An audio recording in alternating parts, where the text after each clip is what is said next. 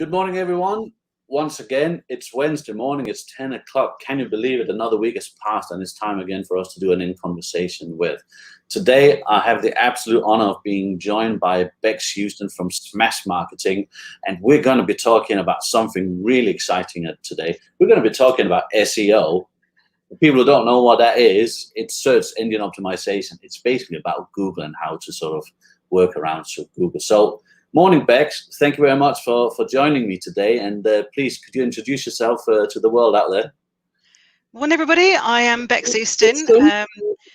I'm from a Norwich-based digital marketing and SEO agency called Smash Marketing. So I've been in marketing for a good 24 years and digital marketing probably from its inception. So. Yeah, well, wonderful. So this thing about sort of SEO, I think for many people, certainly for many business owners, smaller business owners perhaps in particular, the whole sort of notion of SEO is sort of, what is it? Is it really relevant to me? What's it all about? And is it even worth thinking? So I think before we sort of get into sort of the technical stuff, what is it? Explain to us what actually is SEO. Is it black magic? What is it? Do you know, people often say, oh, SEO is such dark art, but it's really not. It's a sequence of procedures that you take a website through. If you can tick all of the different boxes, then you can move up in the rankings. So SEO is the art of getting your website liked by Google and other search engines. So there are around about 200 different elements that Google will look at in your website before it decides where to rank you. So if you chip away at each one of those 200 different elements, then you're going to move up the rankings. So for smaller businesses, it's less important to, I think a lot of business owners get really hung up with the technical elements, but actually I'd say probably content is your more important thing to worry about. So Brian's websites, they're all very technically very good. So you shouldn't have to worry about technical elements. But probably one of the best things to do is just to actually use your own website. Quite often people say to me, oh, I haven't looked at my website for months, but actually you should be going on there and having a good click around. Ask your friends to have a click around. Is it intuitive? Are all the links working? Is everything loading quite quickly? If you've got broken links, Google doesn't like things like that because it's all about the user experience. Make sure that things are working. But actually, probably the most important thing to do is to make sure that you update your website on a regular basis. We quite often find people say, oh, do you know what? I've spent ages getting the content right on my website and I'm 100% happy with it. I'm not going to change it because I really like it. What will happen is Google will see that website and it will start to fall in the rankings because it will be seen as a neglected website. So those pages that you want to be found for, usually your service pages, just continually evolve them. Things like adding case studies or testimonials or adding a new paragraph as things change within your industry. Add what's called contextual links.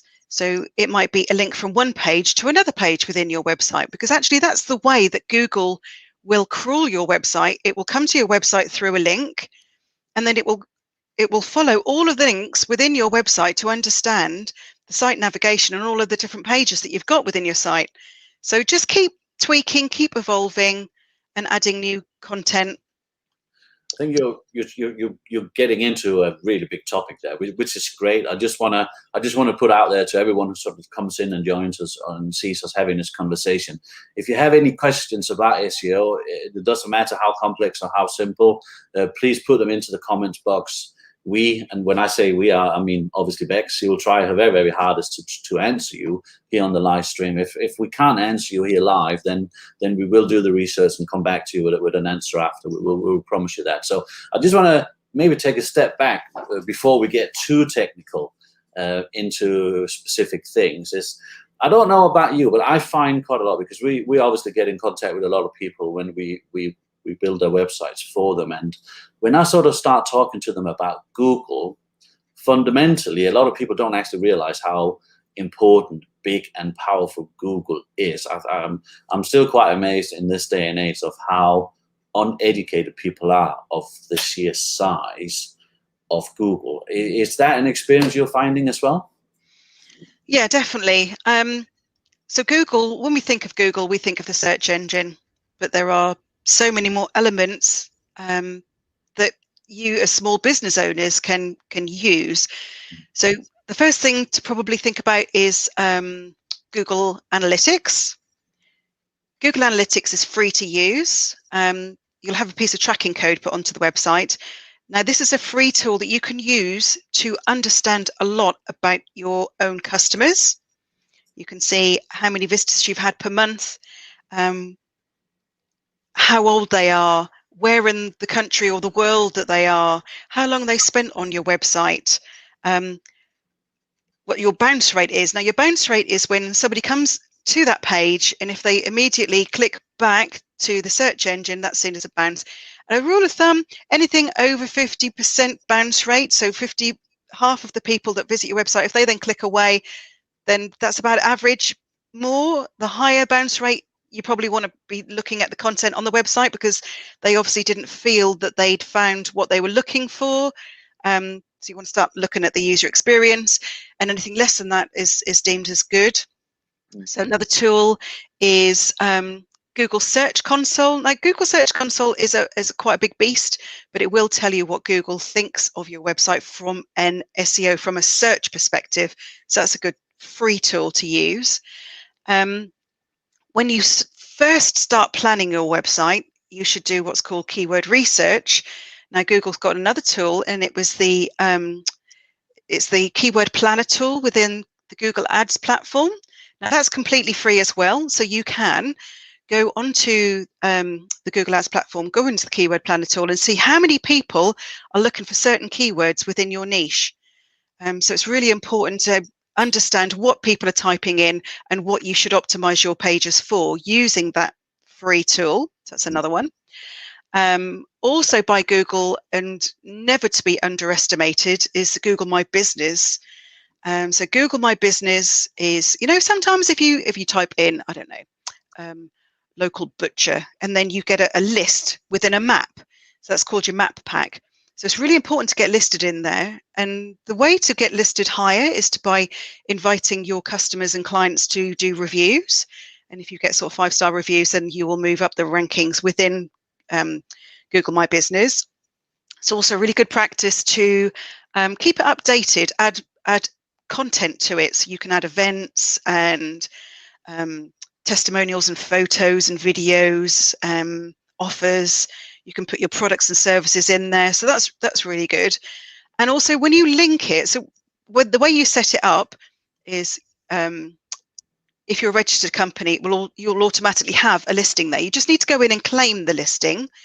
And to prove that you are who you say you are, they will actually post you a physical postcard to your address, and you then have a code just to confirm that you actually do own the website. And then the two will be linked, and you'll have a direct link from your Google My Business listing to your website. And that's really valuable from an SEO perspective as well.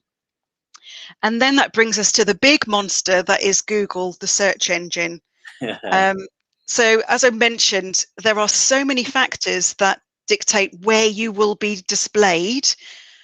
So if you have got your SEO right and you are being displayed, then you need to start thinking about actually what you want to be displayed within those search result listings. So that brings us on to something called your metadata.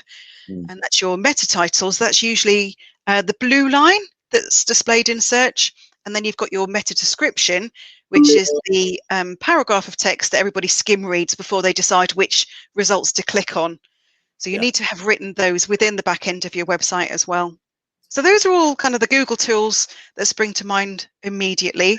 And it's actually, if you think about it and consider it sort of in sort of simple terms, all those things that you just mentioned, they're free. They're free tools.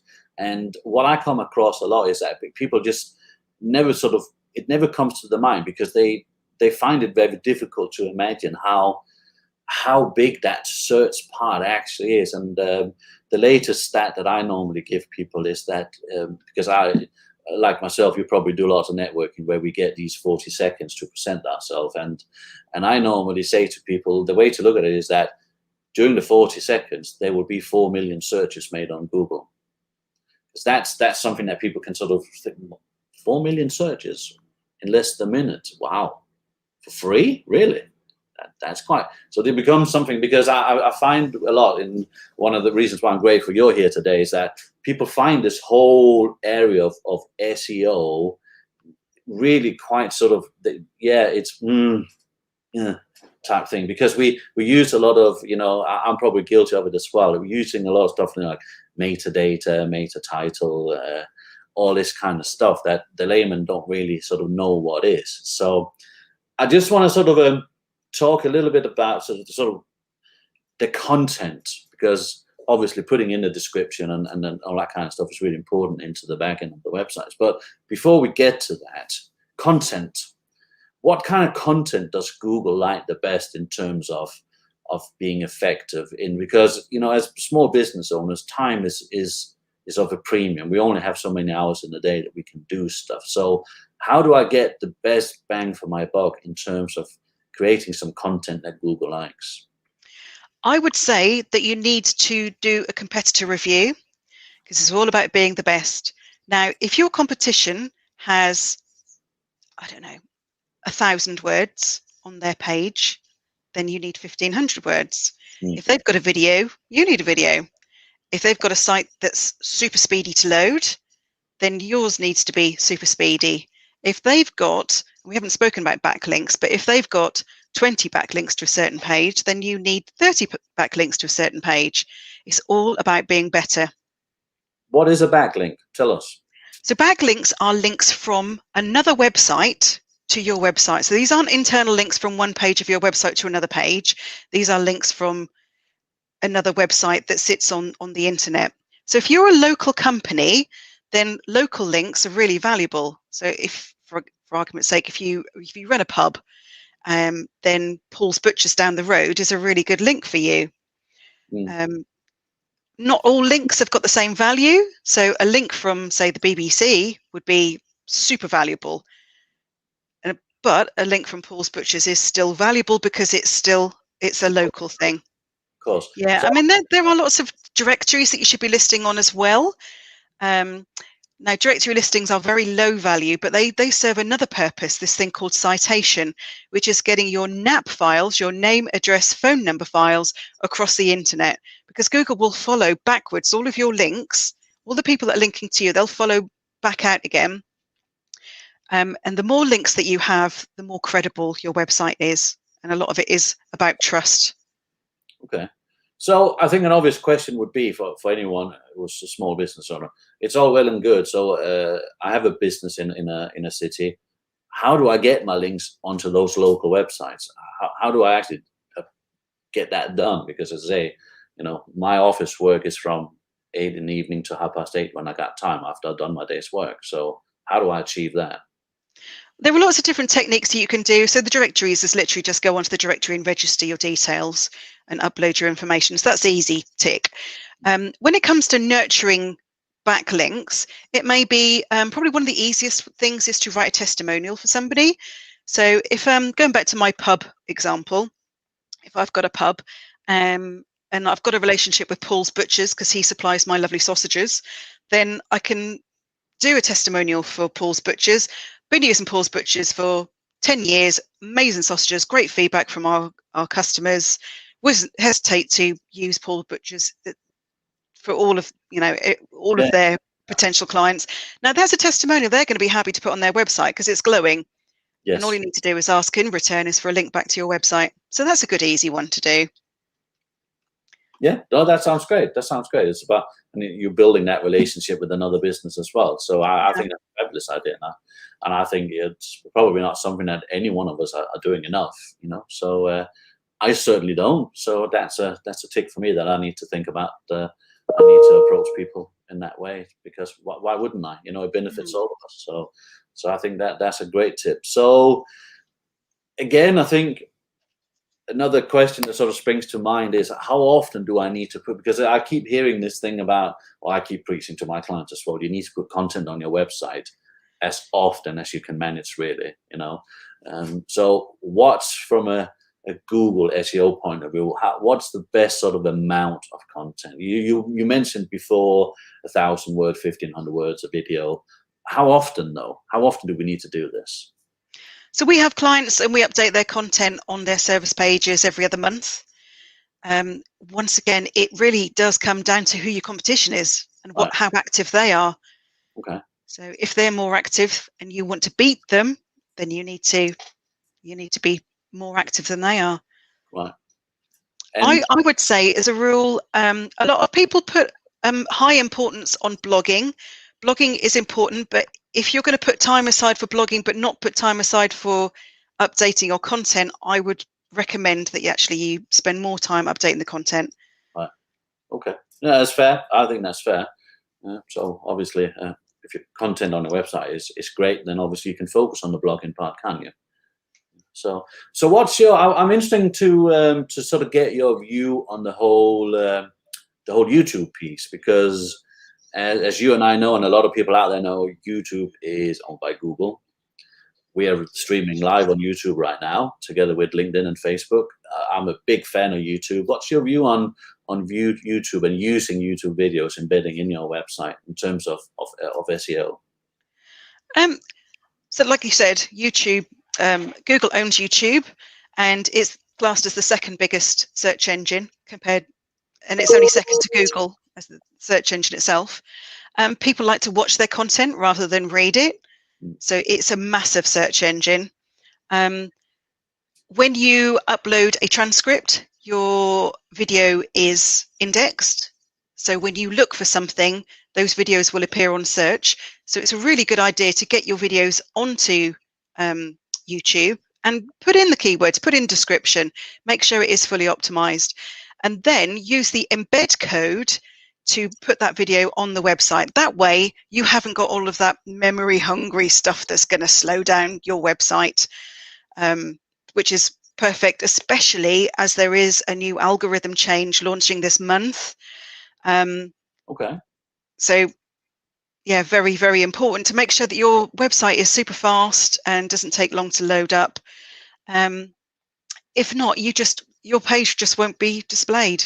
Google. It's just to everyone watching this, either now or after the fact, when Beks mentioned embed code, it's basically a little tiny URL that comes along with your video, and all you need to do is copy that and paste it into where you browse you have your text editor for the blog post, and YouTube will automatically then embed itself into that article on your website. It's very neat, and it's extraordinarily simple to do, and it's something that everyone needs to know how to do, because it takes no time at all, does it? Yeah, in a nice little window, so you haven't had to have anything coded. Yeah. It's super quick and super easy.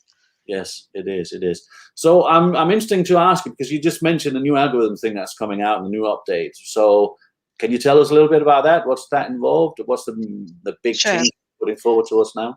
So I don't think small businesses should get too bogged down with it, but it measures 3 core elements. So the first one is called the largest contentful paint. Okay, and that is measuring the biggest thing that appears on your page. So just make sure that everything is optimized. If you've managed to embed your video, then Google will see that and say, oh, no, I certainly won't be putting this onto a mobile device, and I'd rather not display it at all. Images. People are really, this is such a common thing. They'll take some nice pictures either on a SLR or even on your iPhone, your smartphone, and they are too high a resolution. So you just need to think about the images before you upload them. There are lots of pieces of software online where you can just optimize imagery, compress them. The faster your site loads, the more chance you have of competing in search. So that's the largest contentful paint. The next thing is called the first input delay. So this is how long it takes for the first thing to load on your website. Okay. All right, and then the last one is called cumulative layout shift. So trying to explain this is, have you ever been on a website where you go to click on something and right at the last second it moves and you end up clicking on something else. It's really annoying, isn't it? Yeah, So yeah. it's that they're trying to stop. So So if that's you're one thing actually on I don't know if I read a lot of online newspapers, and that's a very common thing on those. You're trying to yeah, scroll and actually jumps a little bit. So for people who don't know, that's what Bex is describing here. So if you've been on I know I think is it the Daily Mail or something? And there's a Danish newspaper that I read every day. It's notoriously bad for it. So that's very interesting. They're actually trying to clamp down on that. That's wonderful. Wow. Okay. so So I think that's it really with the new algorithm change. But I think a lot of companies will be falling foul of it. They yeah, have started to roll it out already. They're doing it in stages. So if you've noticed that your website now doesn't rank, then or you haven't had any inquiries this month. Oh, I've yeah, had a look at my analytics and my visitor numbers have gone right down. Then go on to Search Console, because Search Console has a whole section for this. It's called Core Web Vitals, this new algorithm, and with those 3 elements, there's got a whole section for Core Web Vitals, and it will tell you if your website is falling foul. fantastic. That's a very good tip. Very, very good tip. So that's wonderful. So I think this might be an obvious question, but we talk about all these things that we can do, and there's 200 items and these new things that we need to make sure that we comply with, we optimize, we create the content, we optimize the content. How do we actually know if it works or not? Because a lot of, again, smaller businesses perhaps don't get an awful lot of new business from their website or inquiry. So how do we actually know that what we are spending all this effort and perhaps money, if we are hiring a professional? I suppose if we hire you, you'll tell us whether it works or not. But if we don't have the luxury of being able to afford your services, how do we know that this effort actually makes a difference? I think you need to know what you want to achieve in the outset. So for example, if you want to get more inquiries through the website, then everything that you should do should be working towards getting inquiries. If you want to make sales, perhaps you've got an e-commerce site, then you need to be within Google Analytics, you can put in goals, so you can then track, so you can see where people are coming from. You can see what navigational route they took through the website, and you can see how many sales you've done by channel. So you can see if people are coming from social media, if they're coming from directly typing in your URL, or if they're coming through search, and how much money each channel is bringing. So it's really important to measure. The big thing is measuring. If you don't go onto analytics and understand how many visitors you're getting or how long they're spending on the website, then you can never know if it's working or how well it's working. Yes. So I would say set some objectives if you don't have any already. And then once a month, it doesn't need to be I haven't been on today to check my stats. Once a month is perfectly fine when you're trying to run a business as well. You've got enough things to juggle as it is. Yeah, Just go on there and have a look at your stats. Maybe just yeah, do a comparison against last month. And then that's you'll know as well, is the phone ringing more? Are you getting more emails? Are you getting more messages come through? absolutely. The proof should be in the pockets really more than anything else, shouldn't it? So Yeah. there's anyone out there who's watching this. Again, if you have any questions to Bex about this, please put them into the comments box. Please smash the like button and share this out with the world so we can get as many people out there knowing about this. It really is very important. And as Bex described before, Google provides a whole enormous set of tools that you can utilize for free. So just before we sort of round up this chat today, I want to give you an opportunity to tell us about the services that you offer, the different packages that you have, so where you help people, you and your fabulous team help people actually do what it is that we've been talking about today. So we specialize in SEO for small businesses. You find a lot of SEO agencies sort of charge £1,500 per month for working with the big boys, and that kind of leaves the smaller companies without anybody to help them. So our packages are much more accessible. We do everything that we've been talking about today on behalf of our customers. So we have one client who is a plumber, and he services all of East Anglia. Previous to this year, didn't have a website. decided he wanted to grow. We set him up a website, working with a web developer like yourself, Brian. We did all the SEO. Since January this year, he's had 22,000 phone calls. Wow, that's fantastic. It is, and his visitor numbers have just gone up and up and up. So what we do, it works. We also offer a 6-month guarantee. We move up the rankings. If not, you get all of your SEO money back. So the proof is in the pudding. Yeah, and we want our customers to be happy, because we need them to recommend us to their own. Of course, you want results, because results is what's going to give you the next piece of business, isn't it? So, yeah. So that's fabulous. You know, it works. It definitely does work. It's something that everyone should really spend time, if they can, a little bit of money on as well, because it does make. And I think increasingly, as everything goes more and more web, it's going to be a bigger thing. I know that SEO is sort of because I think a lot of people will confuse Google Ads and SEO, and I think they get the two things mixed up. So you just want to just sort of, let's put it. Do you do a Google Ads as well? Is it not something that you? Because I think we do. So there's a very distinct difference between the two, isn't there? There is.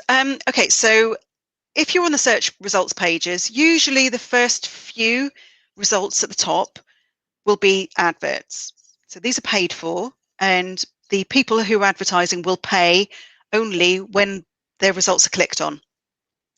And it'll always say ad on it, so you know. But actually, something like, I read a stat recently where something like 70% of people didn't realize that they were ads and they were organic listings. So organic listings are the ones that are liked by Google and displayed on page 1.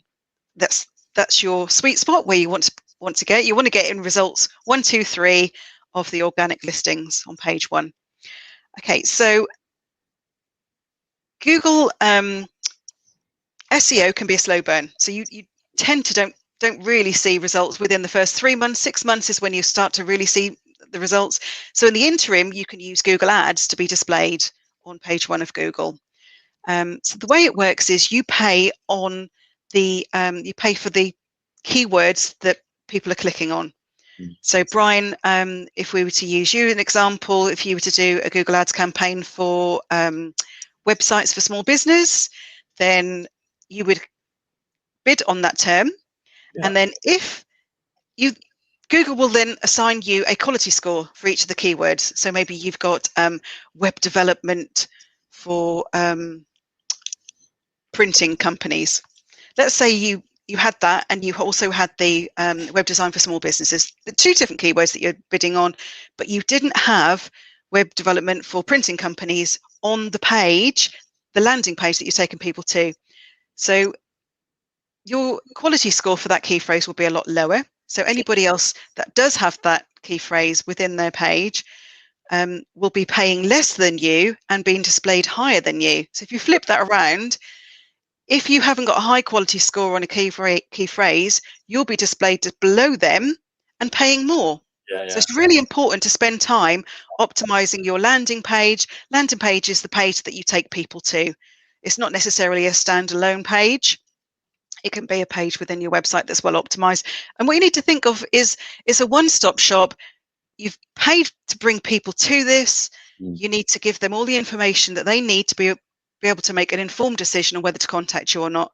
So that might be testimonials and case studies and things. Yeah, absolutely. I think what you're describing there is really, really, really important, because I think there's a lot of people who get sort of tricked in, and I know Facebook is really bad for this, where I can't remember what they're called now, but for like 20 quid you get this quick advertising shoot thing, and I think what you're describing there is that the process is actually very complex. You got to make sure you get it absolutely right, because if you don't, it's an absolute waste of money. So I think anyone watching this, if you have any interest in paid advertising on Google or anywhere else on social media, please get in contact with people like Beks, so they can guide you and help you and hold your hands. Because honestly, I would say 9.5 out of 10 people who does this themselves is a waste of money. You might as well use the money as toilet paper. You know? I totally agree. We see it day in, day out. Yeah. Oh, I've set up Google Ads, but yeah, I haven't really had anything. No, it's such a complex machine that it really needs a specialist to operate it. It really Mm. does. You wouldn't go out and buy yourself the most complex welding machine, not learning how to use it, and just go ahead and buy it and use it, would you? So you would get someone in who knew how to actually operate the machine, wouldn't you? So I think that's very, very valuable. So thank you very much for that. Listen, Beks, we've been on for half an hour now. You've been an absolute star.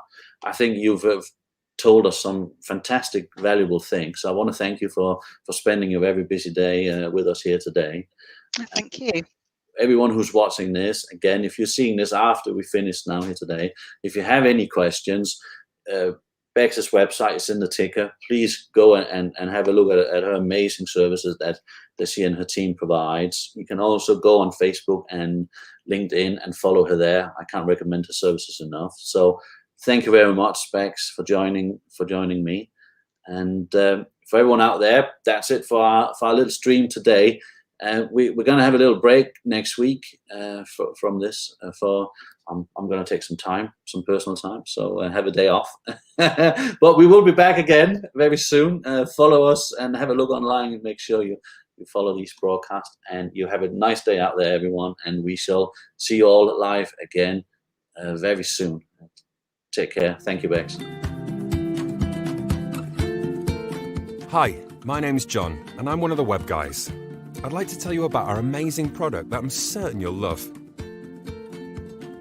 There are lots of companies out there who offer website and business tools, from the very cheap do-it-yourself to the very expensive bespoke products. What we offer at the Web Guys is a unique package that we're sure will cater to all your business's needs. We'll deliver a world-class website that's created specifically for you and your business, and with everything you need to manage it. It's so simple. All you have to do is choose a look and we'll do everything else. We'll design, build, set up and customize your website for you. You'll get that agency quality product from £29.99 a month and with no upfront fees to pay. To take advantage of our fantastic product, go to www.thewebguys.co.uk and simply click the Sign Up Now button and follow the instructions, which will only take a few minutes of your valuable time. Once you're done, you'll get all this plus lots more, and from only £29.99 per month. So, what are you waiting for?